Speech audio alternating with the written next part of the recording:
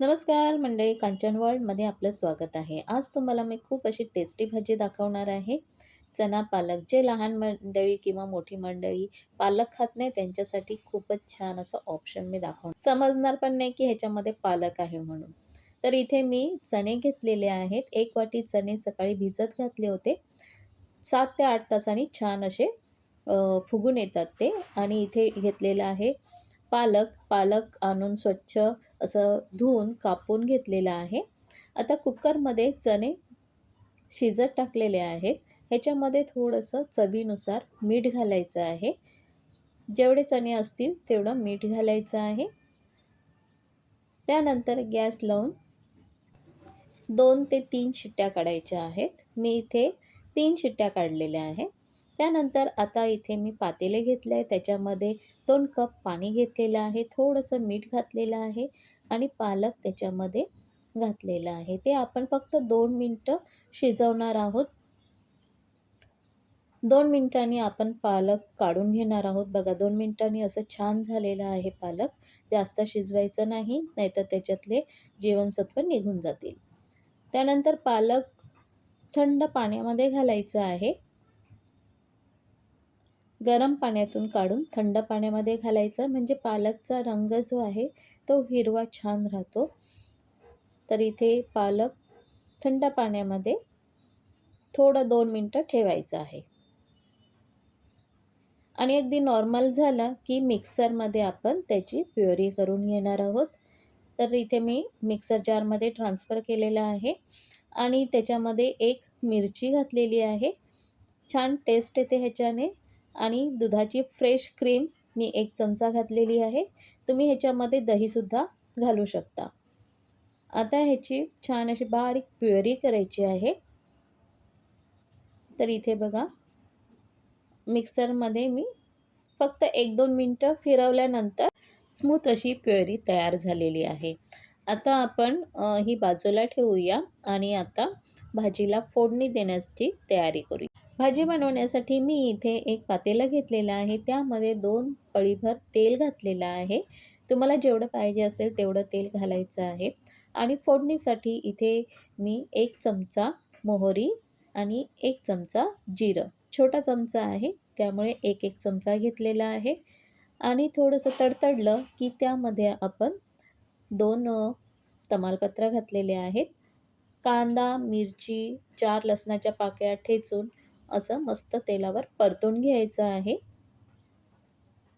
लाल असा छान गुलाबी झाला पाहिजे तिथपर्यंत परतायचं आहे. त्यामध्ये मीडियम साईजचा टॅमॅटो हा सुद्धा परतून घ्यायचा आहे.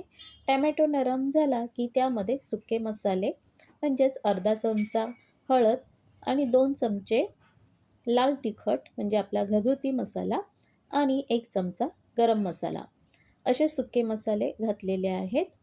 तुम्हाला ह्याच्यामध्ये धनेपूड ॲड करायची असेल तर करू शकता. आणि छान असं मसाले तेलावर परतून घ्यायचे आहेत. मसाले 1-2 मिनिटं परतायचे आहेत. खाली लागू नये म्हणून थोडंसं पाणी घातलेलं आहे. आता यामध्ये आपण उकडलेले चणे घालत आहोत. चणे मसाल्यांमध्ये मिक्स करून घ्यायचे आहेत. भाजीची आधीच तयारी केली का वेळ लागत नाही. झटपट होणारी भाजी आहे आणि खूप स्वादिष्ट आणि पौष्टिकसुद्धा आहे. तर हे चणे असे मिक्स करून घेतलेले आहेत. यावरती पालकची प्युरी जी बनवली होती ती घातलेली आहे. हे सुद्धा मिक्स करून घ्यायचं आहे. आणि आपण आता चवीनुसार मीठ घालत आहोत. आधी चणे उकडताना मी मीठ घातलं होतं म्हणून बेतानेच अर्धा चमचा मीठ घातलेलं आहे. आता दोन्ही मिक्स होण्यासाठी आपण 5 मिनिटं झाकण देऊन भाजी शिजवणार आहोत. भाजीला वेळ लागत नाही, झटपट होणारी रेसिपी आहे. आता 5 मिनिटानंतर मी तुम्हाला दाखवते.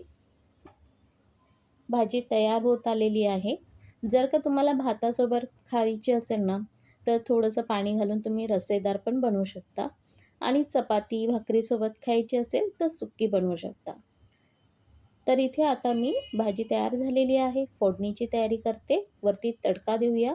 त्यासाठी एक पळीभर तेल घेतलं आहे. सुक्या मिरच्या, 2-3 लसणाच्या पाकळ्या अशा कापून घेतलेल्या आहेत आणि कढीपत्ता आणि त्यावर 1 ते 1.5 चमचा मसाला घेतलेला आहे आपला घरगुती आणि छान असा भाजीला तडका द्यायचा आहे का भाजी अजून टेस्टी होते. तर इथे बघा तडका दिलेला आहे. 1 मिनिटासाठी 2 मिनिटासाठी झाकून ठेवायचं आहे आणि मग आपली भाजी खाण्यासाठी तयार. भाजीचा रंग आणि स्वाद इतका छान येतो की तुम्ही एकदा करूनच बघा. मी चपातीसोबत ही भाजी सर्व करत आहे. तुम्ही ज्वारीची, तांदळाची भाकरी, बाजरीची भाकरी यासोबतसुद्धा खाऊ शकता. खूप छान लागते आणि डब्यालासुद्धा दिली तरीसुद्धा ही भाजी खूप पौष्टिक आहे. तर लहान मुलांसाठी, मोठ्या माणसांसाठी ही भाजी खूप छान आहे. तर तुम्ही नक्की करून बघा आणि रेसिपी आवडली असेल तर लाईक करा. नवीन असाल तर सबस्क्राईब करा. आता आपण भेटूया नवीन रेसिपीमध्ये. तोपर्यंत सगळ्यांना माझा नमस्कार.